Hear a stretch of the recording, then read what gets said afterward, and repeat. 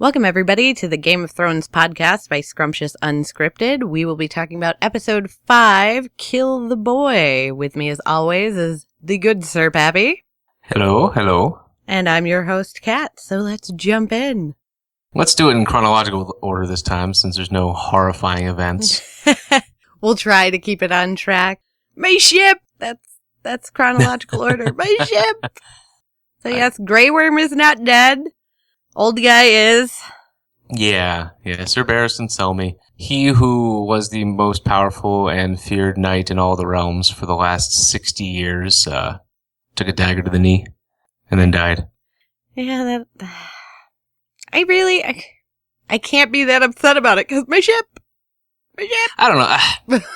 Honestly, between the two of them, I would have rather had Selmy alive simply because of the stories that he could tell. Yeah. But, this makes sense to the plot of the TV show, whether I like it or not. And I don't. I was waiting for it. Dramatic pause for effect. I wanted Dragon Mama to go a little more. This is definitely what she needed. Definitely needed something to wake the fire a little bit. And again, it's still, they're moving farther and farther away from the books.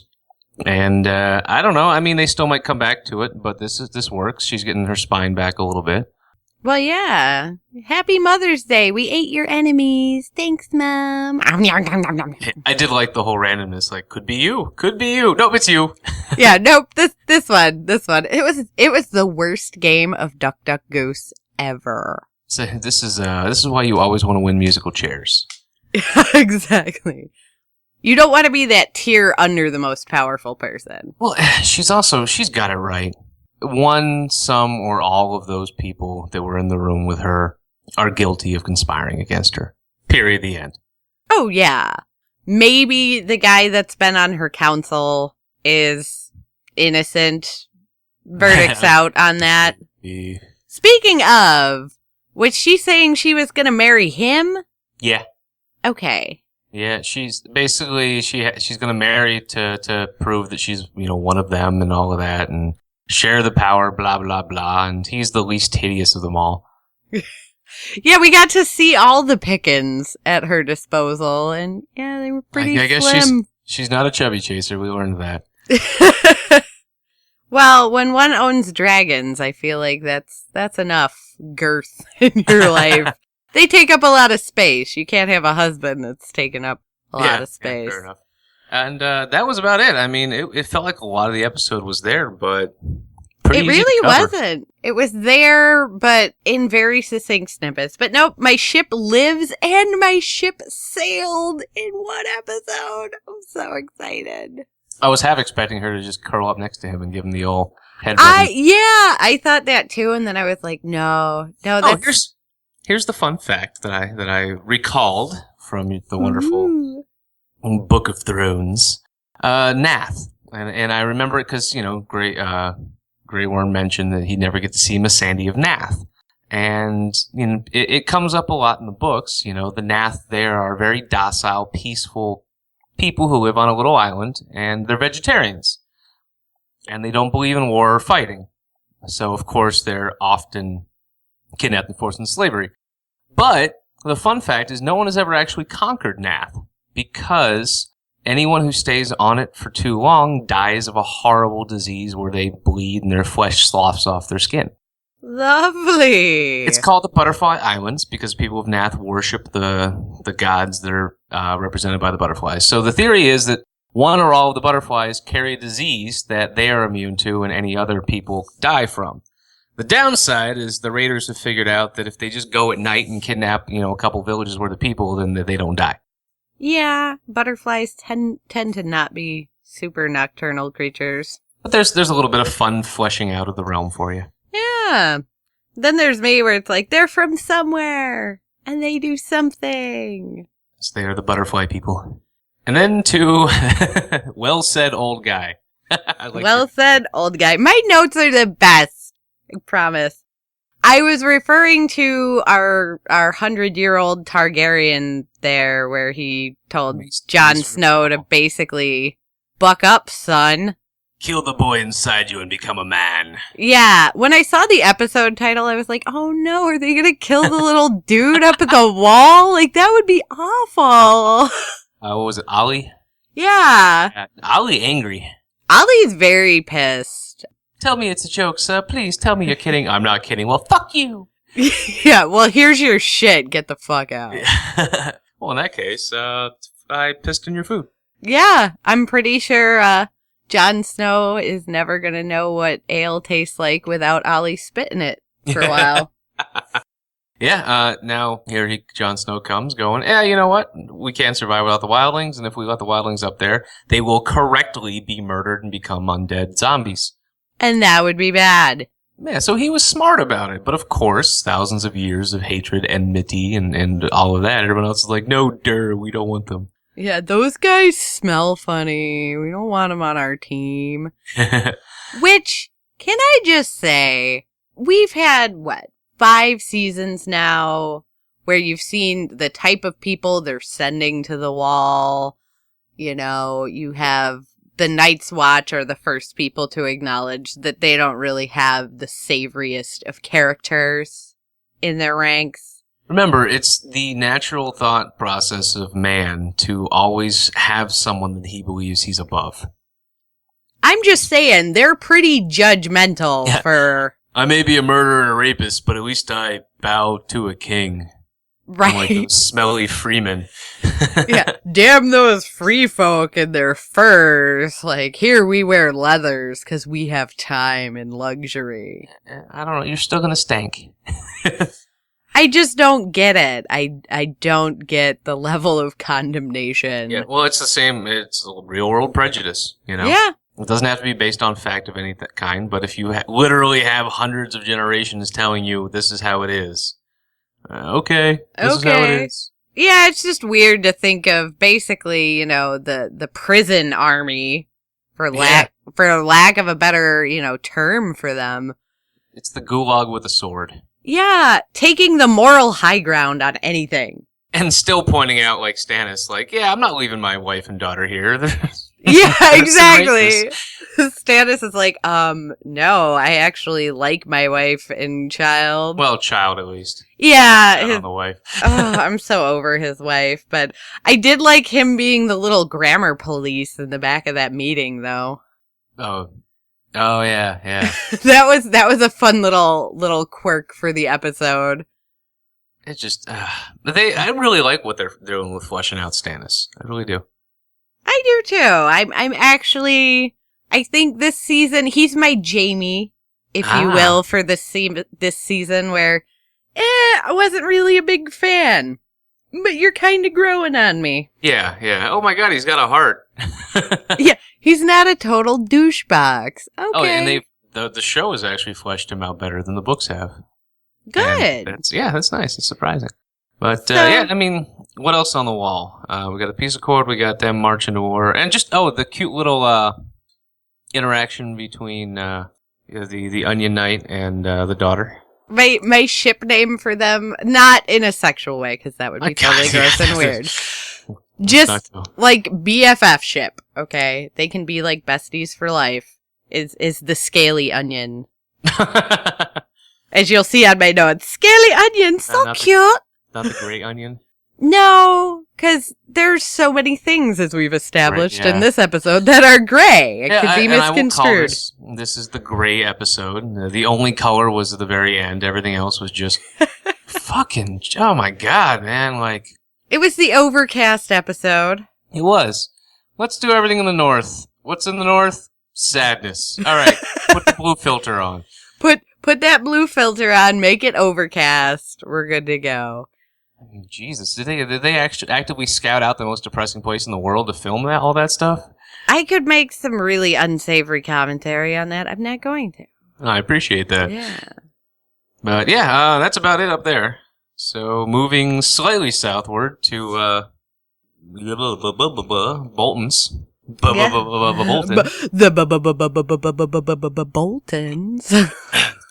Yeah, and you were right with the little evil look of jealousy from his girl. I know. Is that a point for me? Is that a point?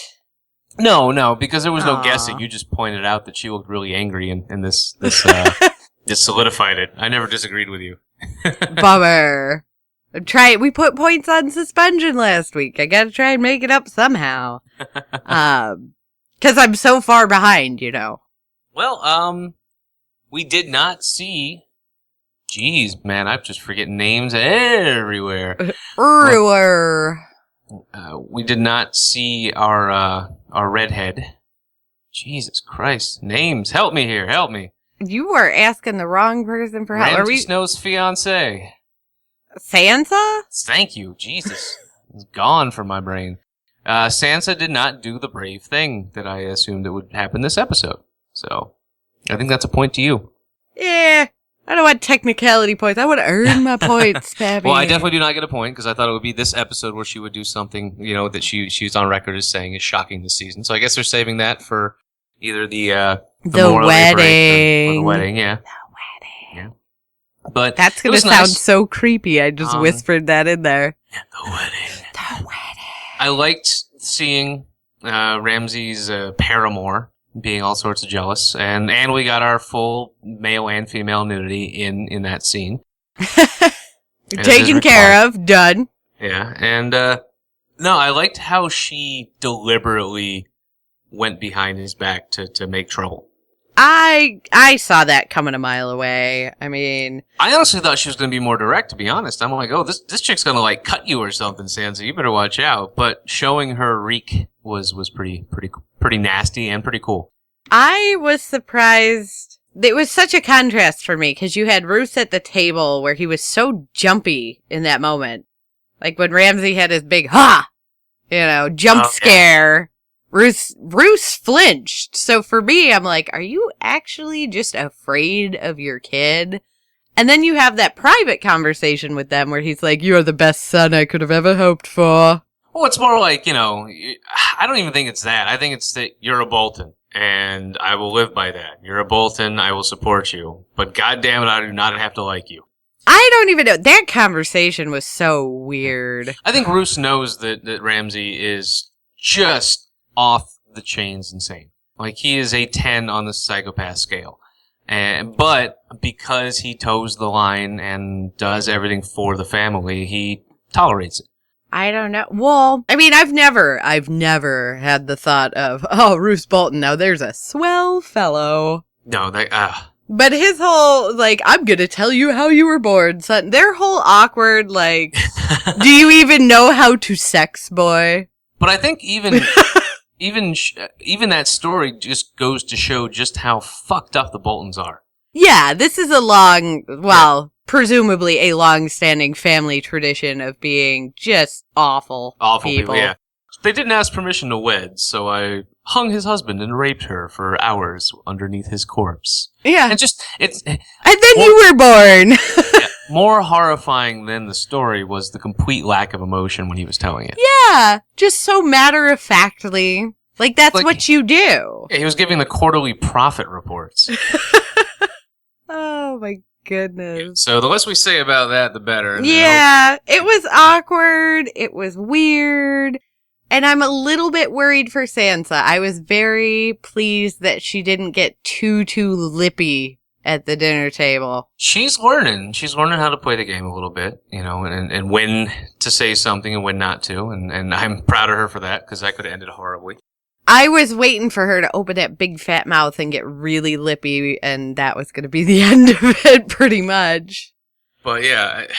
But while we're over in Winterfell, let's just touch on my... Oh, your Brienne and my girl, yeah, my tag team duo who's over there.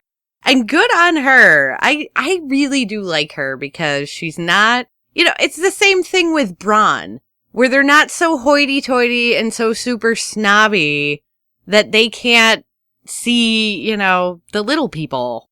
Well, I also like that Brienne is finally using her brain a little bit, rather than rushing in and making demands or being like, I was afraid she was going to try and get into the castle again and be like, Sansa, I demand you let me, Yeah, I demand you take me to Sansa. Instead, she played it smart. I like her covert ops going on. Yeah, I like that. I Light approve. a candle. I was a little concerned because I had the thought process after the handmaiden said that to Sansa. I was like, what if she can't get to the broken tower to light a candle? And then what's the scene we have after that? Jealous strumpet there going like, let me see your dress. I want to touch you. Yeah. So I was just like, well, this can't happen right now.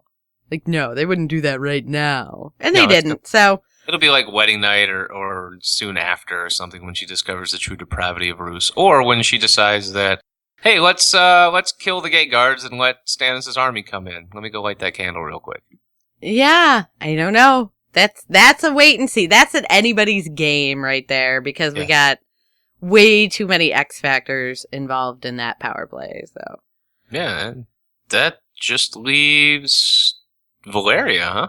Well, we did have our little White Walker moment with Sam and Stannis. I know you didn't want to talk about Sam, but... I kind of like how Stannis, it looked like he was going to mock him for not being a warrior, but then, like, you know, kind of quietly gave him props for trying to figure out, because, you know your enemy kind of stuff.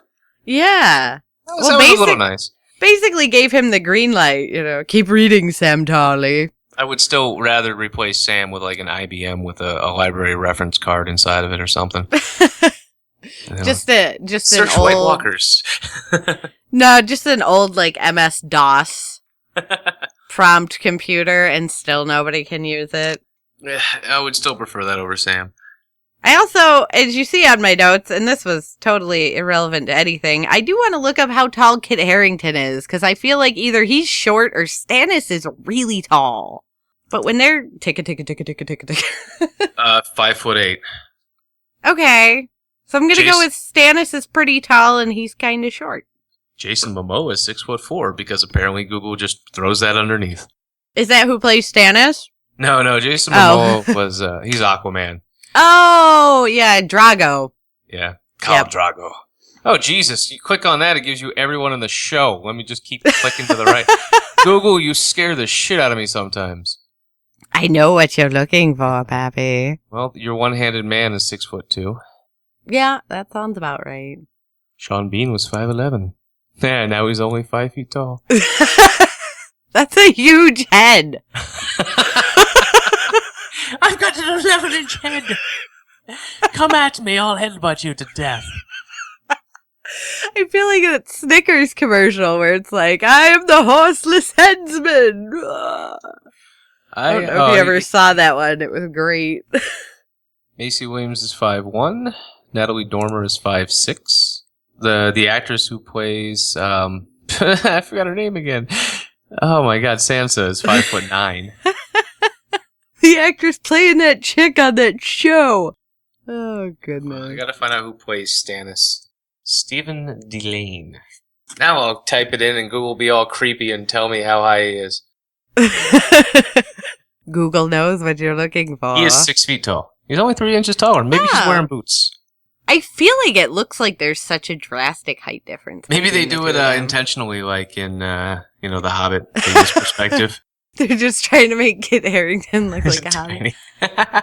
Oh my goodness. I guess they don't really have to though, when a lot of that cast is 6 foot plus for the men and he's 5'8". I mean shit, I'm 5'5". That's not 5'8's not tall. He's just 2 inches shorter than me. But, he's a movie star. Well, he's a TV star. The movie didn't quite. Yeah. Oh, no, we already expressed my feelings about that earlier this week. If you haven't seen Pompeii, don't. Moving on. So, yeah, Sam and Stannis, and we had a little bit of talk of wanting to be a maester, and Stannis kind of said, yeah, keep on being smart. It's useful. Yep, you learned all them books, Sam Tarly. You learned them good. And then here's the big old deviation, is we get back down to Valyria. All my grayscales come in full circle. So, what's cool is that the show kept it similar to the book. Because in the book, anyone who's infected gets sent to this place called Croyane, and it's just north of Volantis. So, yeah, okay, close enough. The interesting thing is that in the books, when they introduced the Stone Man, and it was very similar to what we saw there, but it was completely different characters. Oh. So one character did get Greyscale infected by saving someone else was being dragged down. But those characters are not in the show at all. So what that was interesting that they kept the plot, but just changed the people. Now you understand why all I associate with the actor playing Jorah is that he was in the Resident Evil movies, also made by a certain director who we've decided I'm not a fan of this week. But anywho, I have always called him the T-Virus Man because almost everything that I have seen him in, he is either the carrier or dies from some disease. Like he was in Downton Abbey and he died of scarlet fever and gave scarlet fever to a bunch of people. I wonder if that was deliberate then. They're like, well, we've seen your IMDb catalog. And you always have something to do with disease. So we're going to write you into this scene from the novels. It has nothing to do with your character whatsoever. Just to give you Greyscale. Just so you can keep Kat's faith that you are, in fact, the T-Virus Man. And, as you'll notice on my notes there, T-Virus Man got the T-Virus, LOL. I like that, I like it because we finally saw color, so I'm glad that we didn't end the episode with nothing but gray.